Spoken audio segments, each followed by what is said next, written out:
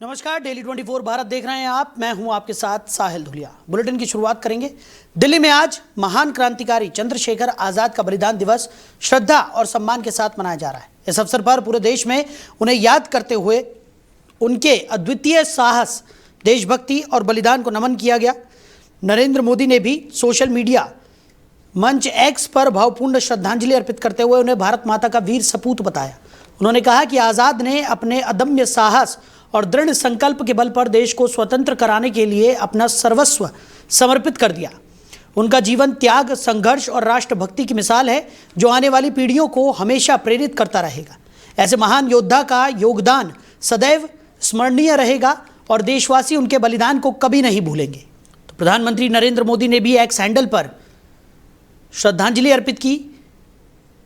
उन्होंने मां भारती को आज़ाद कराया, ऐसा पीएम ने लिखा। चंद्रशेखर आज़ाद का बलिदान दिवस आज है और इसको लेकर प्रधानमंत्री नरेंद्र मोदी ने भी एक्स हैंडल पर एक पोस्ट के माध्यम से उन्हें श्रद्धांजलि अर्पित की। उन्होंने कहा कि भारत माता के वीर सपूत को श्रद्धांजलि, उन्होंने मां भारती को आज़ाद कराया।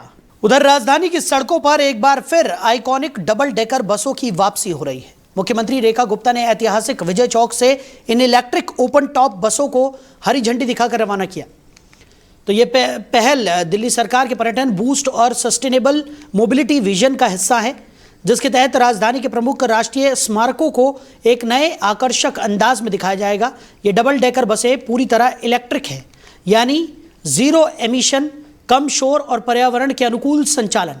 हर बस में लगभग 63 यात्रियों के बैठने की क्षमता है, जिससे पर्यटक दिल्ली के सेंट्रल विस्टा और आसपास के लैंडमार्क्स का पैरानोमिक व्यू ले पाएंगे। और दिल्ली में डबल डेकर बसें 1960-1970 के दशक में दिल्ली परिवहन निगम की सुविधा सेवा के रूप में लोकप्रिय थी। लाल हरे रंग की ये बसें चांदनी चौक से कनॉट प्लेस और आईटीओ तक रोजाना दौड़ती थी, लेकिन 1980 के दशक के आखिर में रखरखाव की लागत, सुरक्षा चिंताओं और संकरी सड़कों की वजह से इन्हें बंद कर दिया गया। उधर ग्रेटर नोएडा से एक दुखद खबर सामने आई है, जहां भारतीय क्रिकेटर रिंकू सिंह के पिता खानचंद सिंह का निधन हो गया। वो लंबे समय से लिवर कैंसर जैसी गंभीर बीमारी से जूझ रहे थे और उनका इलाज ग्रेटर नोएडा स्थित यथार्थ अस्पताल में चल रहा था। हालात बिगड़ने के कारण उन्हें आईसीयू में भर्ती कराया गया था, जहां डॉक्टरों की लगातार निगरानी में उपचार किया जा रहा था। तो आपको बता दें कि तड़के लगभग 5 बजे उन्होंने अंतिम सांस ली, जिससे परिवार में शोक की लहर दौड़ गई। इस दुखद घटना के बाद परिजन पार्थिव शरीर को अंतिम संस्कार के लिए अलीगढ़ लेकर रवाना हो गए। ये खबर सुनकर खेल जगत और उसके चाहने वालों में भी गहरा दुख व्याप्त है। तो यथार्थ अस्पताल में रिंकू सिंह के पिता का इलाज चल रहा था, आईसीयू में वो भर्ती थे और लंबे समय से लिवर कैंसर से पीड़ित बताए जा रहे थे। खबर पर ज़्यादा जानकारी के साथ हमारे सहयोगी अरबाज हमारे साथ जुड़ गए। अरबाज, रिंकू सिंह के पिता का निधन हो गया है और ये बेहद दुखद खबर आज निकलकर सामने आई है, क्या कुछ जानकारी मिल पा रही है? बिल्कुल, देखिए, ग्रेटर नोएडा के भारतीय रिंकू सिंह के पिता खानचंद सिंह का शुक्रवार सुबह निधन हो गया। वे लंबे समय से कैंसर से जैसे गंभीर बीमारी से जूझ रहे थे। उनकी तबियत बिगड़ने पर कहीं न कहीं 21 फरवरी को ग्रेटर नोएडा के एहसास अस्पताल में भर्ती कराया गया था, जहाँ डॉक्टरों की निगरानी में उनका इलाज चल रहा था।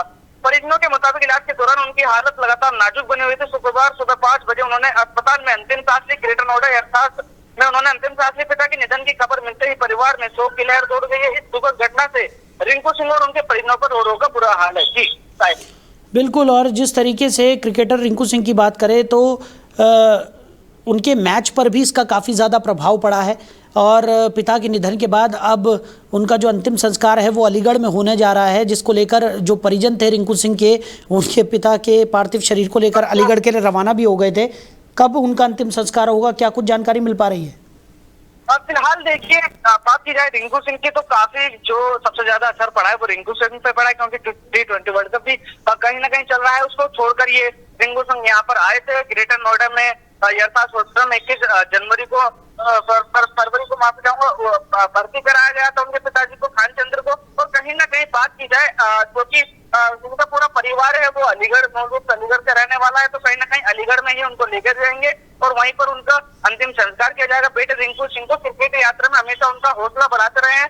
जब रिंकू सिंह पहली बार क्रिकेट में आए थे तो उनकी वीडियो पुराने देखी गई थी, तो उनके जो पिता थे वो कहीं ना कहीं सिलेंडर देकर घरों में जो रिंकू सिंह को तैयार कर रहे थे और इंडिया को भारतीय टीम को एक बेहतरीन क्रिकेटर के रूप में रिंकू सिंह आए थे। साहिल, चलिए अरबाज, हमारे साथ जुड़ने के लिए, इस तमाम जानकारी के लिए आपका बहुत शुक्रिया। तो बता दें कि लंबे समय से वो लिवर कैंसर से जूझ रहे थे, आईसीयू में भर्ती थे। यथार्थ अस्पताल ग्रेटर नोएडा में उनका इलाज जारी था, लेकिन आज ये दुखद खबर निकलकर सामने आई कि रिंकू सिंह के पिता का निधन हो गया। उधर दिल्ली के जवाहरलाल नेहरू विश्वविद्यालय में छात्रों के प्रदर्शन के दौरान माहौल अचानक से तनावपूर्ण हो गया। छात्रों और पुलिस के बीच अचानक झड़प हो गई, जिसमें कई छात्र और पुलिस वाले घायल हो गए। झड़प के बाद पुलिस ने 51 प्रदर्शनकारियों को हिरासत में लिया, जबकि 25 पुलिसकर्मियों के घायल होने की बात कही गई है। दोनों पक्ष एक दूसरे पर गंभीर आरोप लगा रहे हैं। दरअसल जेएनयू छात्र संघ ने कैंपस से शिक्षा मंत्रालय तक लॉन्ग मार्च निकालने का ऐलान किया था। जब छात्र विश्वविद्यालय के गेट से बाहर निकलने लगे, तभी पुलिस ने उन्हें रोक दिया। इसी दौरान दोनों पक्षों के बीच बहस बढ़ी और हालात झड़प में बदल गए। पुलिस का कहना है कि प्रदर्शनकारियों ने डंडे और जूते फेंके और हाथापाई की, जिससे कई पुलिसकर्मी घायल हो गए। पुलिस के मुताबिक कुछ जवानों को काटने तक की घटना भी हुई है। इसके बाद छात्रों के खिलाफ एफआईआर दर्ज की गई है। उधर नोएडा में आवारा सांडों का आतंक लगातार बढ़ता जा रहा है, जिससे आम लोगों की सुरक्षा पर गंभीर सवाल खड़े हो गए। हाल ही में सेक्टर 2 में एक साइकिल सवार को सांड ने जोरदार टक्कर मार दी, जिससे उसकी मौके पर ही मौत हो गई। इसके अलावा सेक्टर 4 में भी एक ग्राफिक डिजाइनर को उस समय सांड ने हमला कर घायल कर दिया, जब वो अपने ऑफिस के पास खड़ा था। इन घटनाओं से इलाके में दहशत का माहौल बन गया है और लोग खुद को असुरक्षित महसूस कर रहे हैं। लगातार सामने आ रही ऐसी घटनाएं साफ तौर पर लापरवाही की ओर इशारा करती हैं, जिससे आवारा पशुओं पर नियंत्रण को लेकर गंभीर प्रश्न भी उठ रहे हैं। स्थानीय लोगों ने अपना रोष भी जाहिर किया है और ये रोष लगातार बढ़ता जा रहा है और वो इस समस्या के स्थायी समाधान की मांग भी कर रहे हैं, ताकि भविष्य में इस तरह की दुखद घटनाओं पर रोक लगाई जा सके। उधर नोएडा में अपराध के खिलाफ चलाए जा रहे अभियान के तहत थाना सेक्टर 20 पुलिस को बड़ी सफलता हासिल हुई है। पुलिस ने 2 शातिर चोरों को गिरफ्तार कर लिया है, जो शहर के अलग अलग इलाकों में खड़ी गाड़ियों के टायर चोरी करने की वारदातों को अंजाम देते थे। ये आरोपी पहले विभिन्न सेक्टरों में घूमकर रेकी करते थे और सुनसान या कम निगरानी वाले स्थानों को निशाना बनाते थे, जिसके बाद मौके का फायदा उठाकर चोरी कर फरार हो जाते थे। लगातार मिल रही शिकायतों के आधार पर पुलिस ने जांच तेज कर कार्रवाई करते हुए दोनों को पकड़ लिया। गिरफ्तारी के दौरान उनके कब्जे से चोरी किए गए 9 गाड़ियों के टायर, करीब 5,000 रुपये नकद, एक मोबाइल फोन और वारदात में इस्तेमाल की जाने वाली कार बरामद की गई है। इस कार्रवाई से क्षेत्र में सक्रिय वाहन चोर गिरोह का खुलासा हुआ है और स्थानीय लोगों ने राहत की सांस ली है। उधर मुजफ्फरनगर के ककरौली थाना क्षेत्र के चौरावाला गांव में 2 पक्षों के बीच हिंसक विवाद का मामला सामने आया है, जहां दबंगों ने एक घर में घुसकर लाठी डंडों से जमकर मारपीट की।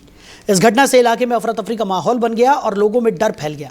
मारपीट की पूरी घटना का वीडियो भी सोशल मीडिया पर तेजी से वायरल हो रहा है, जिससे मामला और अधिक चर्चाओं में आ गया है।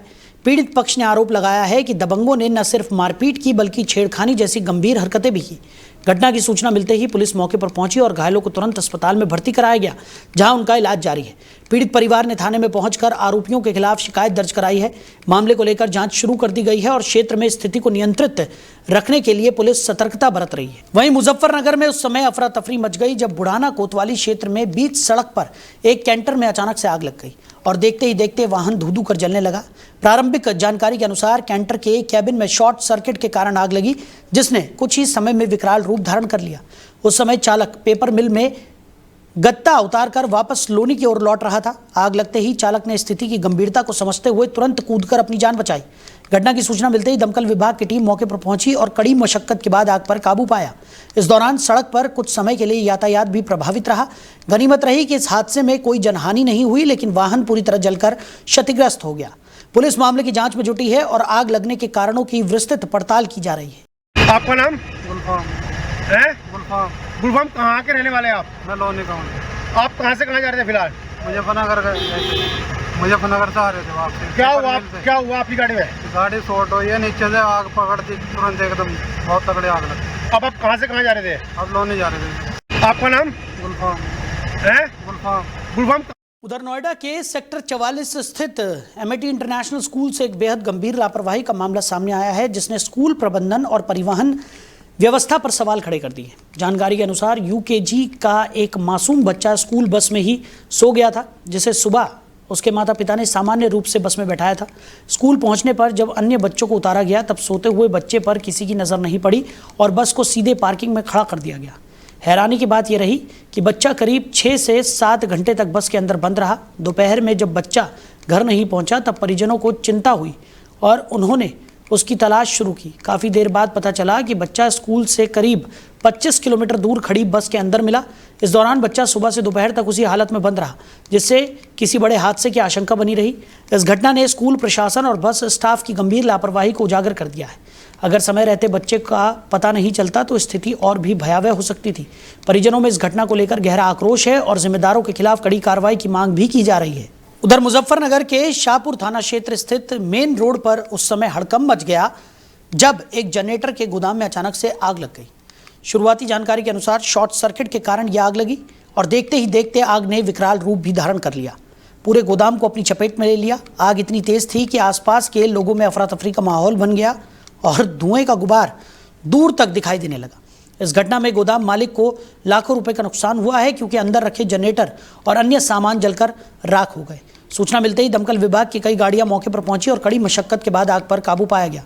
साथ ही एहतियात के तौर पर भारी पुलिस बल भी तैनात रहा ताकि स्थिति को नियंत्रित रखा जा सके। फिलहाल आग लगने के कारणों की विस्तृत जांच की जा रही है। तो जनरेटर के गोदाम में भीषण आग लगने से हड़कंप मच गया। शॉर्ट सर्किट के चलते जनरेटर के गोदाम में यह आग लगी है, ऐसी आशंका जताई जा रही है और देखते ही देखते आग ने भीषण रूप धारण कर लिया, जिसके बाद पूरे गोदाम को उसने अपनी चपेट में ले लिया।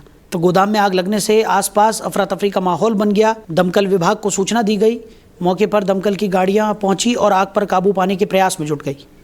तो आग लगने से लाखों के नुकसान की आशंका जताई जा रही है। आज करीब 8 बजे के आसपास सूचना प्राप्त हुई कस्बा शाहपुर में होम गैराज व्यक्ति उनका शोरूम एवं रिपेयरिंग का गोदाम एवं फैक्ट्री है, उसमें आग लगने की सूचना प्राप्त हुई। तो तुरंत तत्काल मौके पर थाना प्रभारी में अपने फोर्स की एवं बुढ़ाना से फायर ब्रिगेड गाड़ी और एक गाड़ी शहर मुजफ्फरनगर से गाड़ी मंगाई गई। आग को काबू पाया गया है। आग फिलहाल शांत है और जनहानि बिल्कुल नहीं हुई है। काफ़ी नुकसान का अंदेशा है। मौके पर शांति व्यवस्था बनी हुई है। जांच कर विधिक आवश्यक कार्रवाई की है। आज करीब 8 उधर मुजफ्फरनगर में आगामी त्योहारों को देखते हुए प्रशासन पूरी तरह सतर्क नजर आ रहा है। सुरक्षा व्यवस्था को मजबूत करने के उद्देश्य से सिटी कोतवाली क्षेत्र में पुलिस ने सघन चेकिंग अभियान चलाया, जिससे वाहन चालकों में हड़कंप की स्थिति बन गई।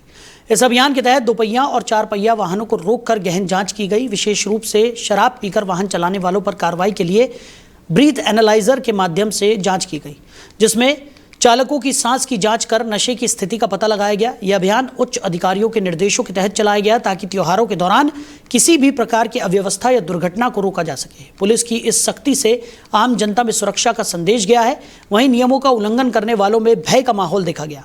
तो आगामी त्योहारों को लेकर प्रशासन पूरी तरह से अलर्ट मोड पर नजर आ रहा है। पुलिस ने सघन चेकिंग का अभियान यहाँ पर चलाया है। मुजफ्फरनगर में एडीजी के निर्देशानुसार यह अभियान चलाया गया। आपको बता दें, यहाँ पर आने जाने वाहनों में चेकिंग की गई। साथ ही साथ शराब पीकर वाहन चलाने वालों के खिलाफ भी कार्रवाई के निर्देश दिए गए हैं, जिसके चलते ब्रीथ एनालाइजर के तहत वाहन चालकों का टेस्ट किया गया। तो पुलिस की सघन चेकिंग यहां पर देखने को मिल रही है। एडीजी के निर्देश पर यह अभियान चलाया जा रहा है और चालकों की ब्रेथ एनालाइज कर यह देखा जा रहा है कि कहीं कोई चालक शराब के नशे में वाहन तो नहीं चला रहा। तो पुलिस लगातार सतर्कता के साथ इस अभियान को चला रही है ताकि त्योहारों के मद्देनजर किसी भी तरह की अप्रिय घटना पर अंकुश लगाया जा सके। उधर नोएडा और ग्रेटर नोएडा में होली के त्योहारों को ध्यान में रखते हुए खाद्य सुरक्षा विभाग ने मिलावटखोरी पर रोक लगाने के लिए सख्त कार्रवाई शुरू कर दी है। जिलाधिकारी के निर्देश पर विभाग की टीमों ने अलग अलग इलाकों में मिठाई और डेयरी प्रतिष्ठानों पर ताबड़तोड़ छापेमारी अभियान चलाया।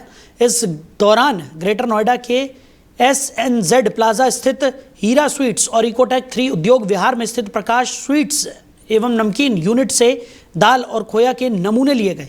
इसी क्रम में धनकौर क्षेत्र के मोहित किराना और धर्मेंद्र स्वीट से भी नमकीन और खोया के सैंपल एकत्रित किए गए।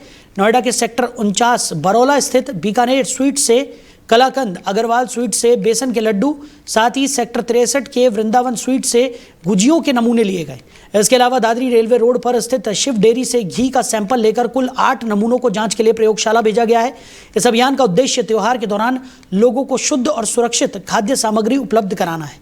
तो प्रशासन ने स्पष्ट कर दिया है कि होली तक इस तरह की कार्रवाई लगातार जारी रहेगी और मिलावट करने वालों के खिलाफ कड़ी कार्रवाई भी की जाएगी ताकि लोगों की सेहत से किसी तरह का कोई खिलवाड़ न हो सके। तो होली के मद्देनजर खाद्य सुरक्षा विभाग की तरफ से सघन चेकिंग अभियान चलाया जा रहा है, जिसमें अलग अलग मिठाई की दुकानों, नमकीन की दुकानों से सैंपल्स एकत्रित किए जा रहे हैं।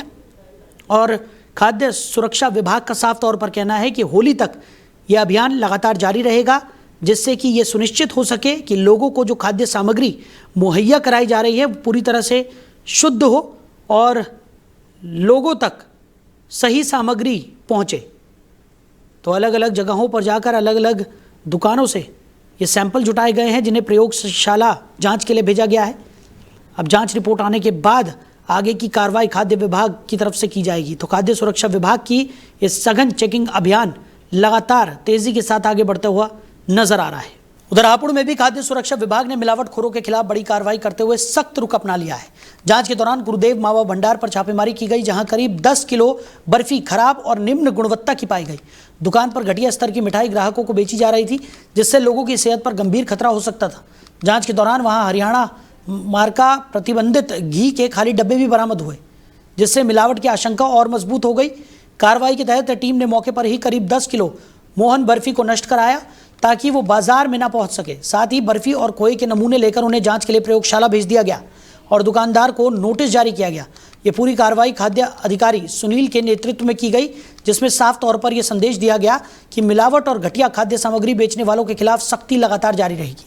वहीं हापुड़ के पिलखुआ कोतवाली क्षेत्र के गालंद गांव में एक व्यक्ति की संदिग्ध परिस्थितियों में हुई मौत ने सनसनी फैला दी है। मृतक भूपेंद्र सिंह की मौत के मामले में नया मोड़ उस समय आया जब उनके बेटे ने इस घटना से जुड़ा चौंकाने वाला खुलासा किया। बेटे के अनुसार उसके पिता की मौत स्वाभाविक नहीं थी, बल्कि उन्हें जानबूझकर मौत के घाट उतारा गया।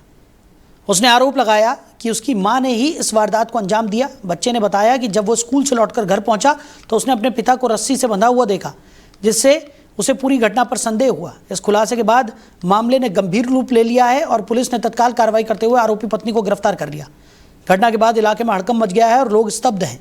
पुलिस पूरे मामले की गहराई से जांच कर रही है ताकि घटना के सभी पहलुओं का सही तरीके से खुलासा किया जा सके। उधर हापुड़ के पिलखुआ क्षेत्र में रेलवे ट्रैक के पास एक बड़ा हादसा उस समय हो गया जब अज्ञात कारणों के चलते एक ट्रक अचानक पलट गया और ट्रक के करीब जा गिरा। घटना के समय फाटक के पास मौजूद लोगों ने स्थिति को भांपते हुए तुरंत वहां से भागकर अपनी जान बचाई, जिससे एक बड़ा हादसा टल गया। ट्रक के पलटने के कारण रेलवे यातायात बुरी तरह से प्रभावित हुआ और कई ट्रेनों को बीच रास्ते में रोकना पड़ा, जबकि कुछ ट्रेनों को स्टेशन पर ही खड़ा कर दिया गया। इस वजह से ट्रेनों में सफर कर रहे हजारों यात्रियों को भारी परेशानियों का सामना भी करना पड़ा। सूचना मिलते ही पुलिस और संबंधित विभाग की टीम में मौके पर पहुंची और हाइड्रा मशीन की मदद से ट्रक को ट्रैक से हटाने का कार्य शुरू किया गया। शुरुआती जांच में ट्रक चालक के शराब के नशे में होने की बात सामने आ रही है, जिसे हादसे की एक बड़ी वजह माना जा रहा है। काफ़ी मशक्कत के बाद ट्रैक को साफ कराया गया, जिसके बाद रेल सेवाओं को धीरे धीरे सामान्य किया गया। पुलिस मामले की जांच पड़ताल में जुट गई है। हापुड़ के गढ़ क्षेत्र में लोगों को दूषित पानी की समस्या से जूझना पड़ रहा है, जिससे स्थानीय निवासियों में भारी आक्रोश देखा जा रहा है। हालात इतने खराब हैं कि पानी में कीड़े निकलने की शिकायतें लगातार सामने आ रही हैं, जिसके कारण लोग इसे पीने के लिए मजबूर होने पर गंभीर बीमारियों की आशंका से परेशान हैं। कई बार शिकायत करने के बावजूद समस्या का समाधान नहीं होने से लोगों का गुस्सा बढ़ता गया। इसी नाराजगी के चलते बड़ी संख्या में लोग नगर पालिका परिषद गढ़ की बोर्ड बैठक में पहुंच गए और जमकर हंगामा किया। लोगों ने साफ तौर पर कहा कि उनकी मूलभूत जरूरतों की अनदेखी की जा रही है और प्रशासन इस गंभीर समस्या पर ध्यान नहीं दे रहा। तो बैठक के दौरान सभासदों ने भी इस मुद्दे को लेकर विरोध जताया और अधिकारियों से जल्द समाधान की मांग की। दूषित पानी की समस्या जब जन स्वास्थ्य के लिए बड़ा खतरा बनती जा रही है, जिससे जल्द राहत दिलाने की मांग भी तेज हो गई है। जानकारी के साथ हमारे सहयोगी नदीम नकवी हापुड़ से हमारे साथ जुड़ गए। नदीम, हापुड़ में दूषित पानी की समस्या से लोगों को दो चार होना पड़ रहा है, क्या स्थिति है इस वक्त?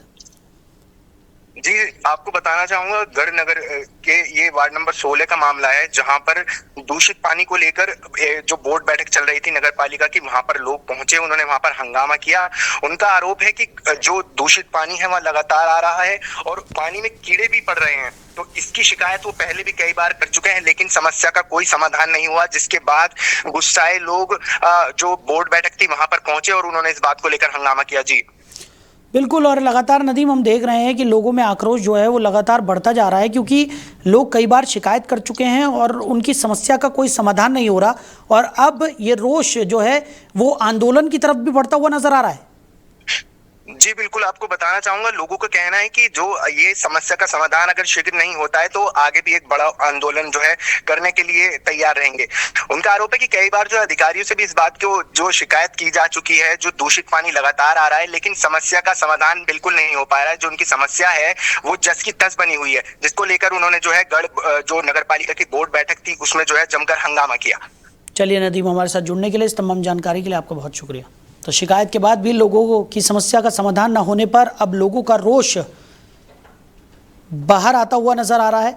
लोग गढ़ में दूषित पानी पीने के लिए मजबूर हैं और यही वजह है कि लोगों का अब आक्रोश अधिकारियों पर निकलता हुआ दिखाई पड़ रहा है। लोगों का साफ तौर पर कहना है कि कई बार अधिकारियों से शिकायत की है लेकिन समस्या जस की तस बनी हुई है। तो फिलहाल इस बुलेटिन में मेरे साथ इतना ही। आप बने रहिए और देखते रहिए डेली 24 भारत। नमस्कार।